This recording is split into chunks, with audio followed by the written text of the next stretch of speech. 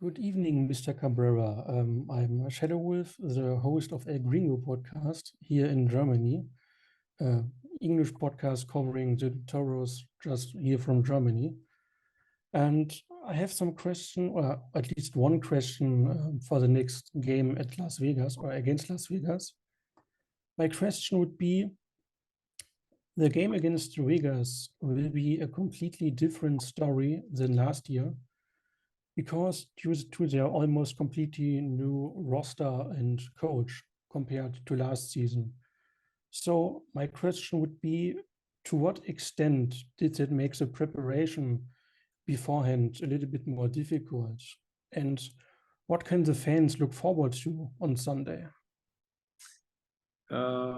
Yes, definitely. Not only this game is going to be totally different because of a lot of changes on the roster, or almost 100% changes on the roster, a new coach, but also it's each game is going to be always different from the last game.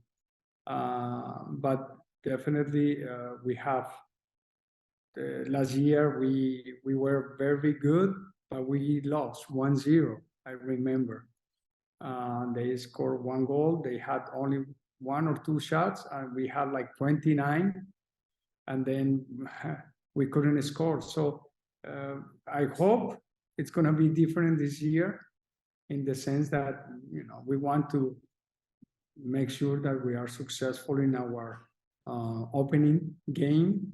We expect that our fans are excited for the new season and the continuity of a lot of players from last year, and that will help us to be hopefully more consistent and in a better situation this year.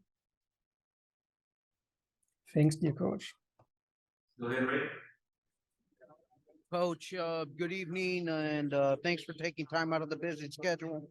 My only question to you is, how do you just stop a player like El Cubo Torres from scoring twice again? It just seems like every time we find ourselves with Cubo Torres and he ends up scoring twice. Just how do you isolate a player like of his prowess from scoring against the Toros? Well, first we have to mark him.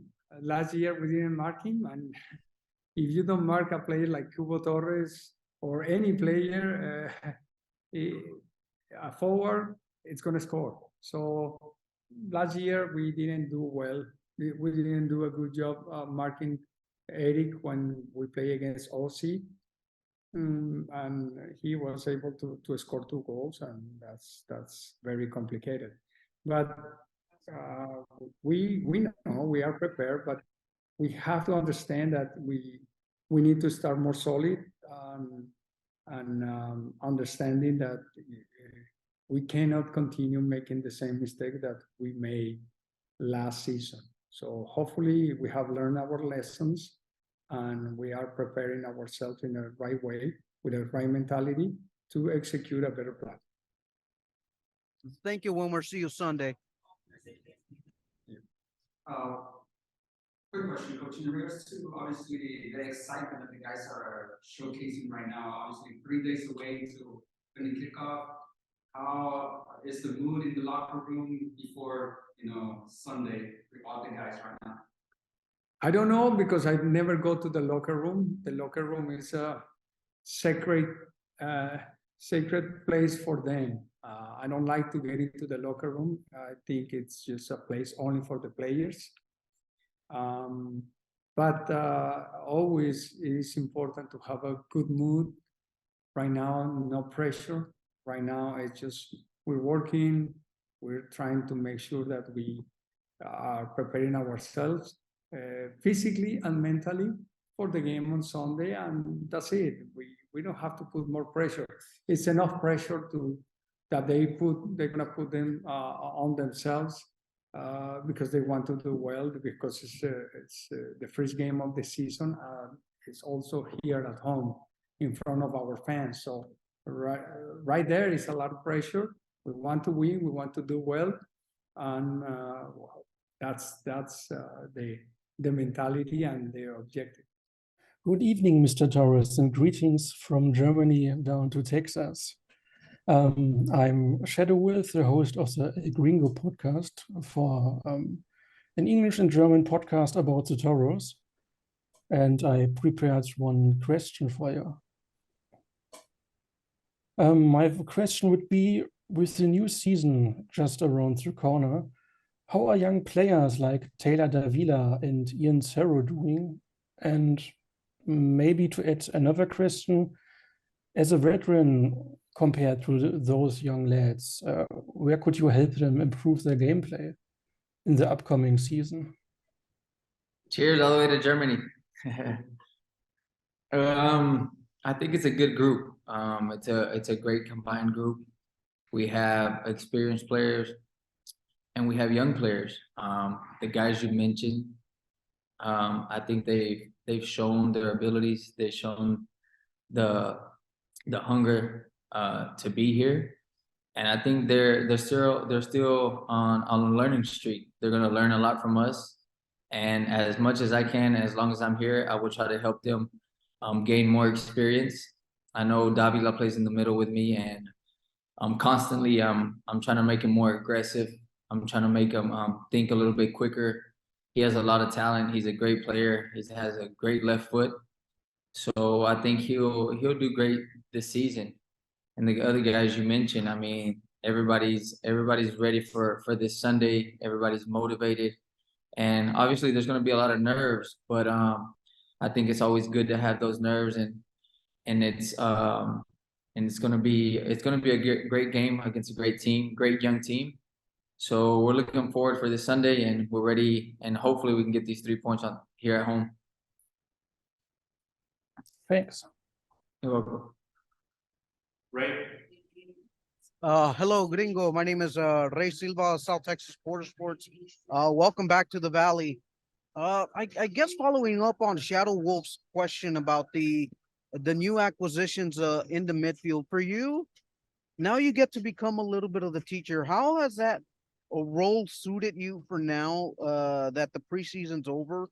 And what are those expectations, at least going into Sunday, that you at least now have to wear the teacher's hat? Hello, Ray. How you doing? Nice to meet you.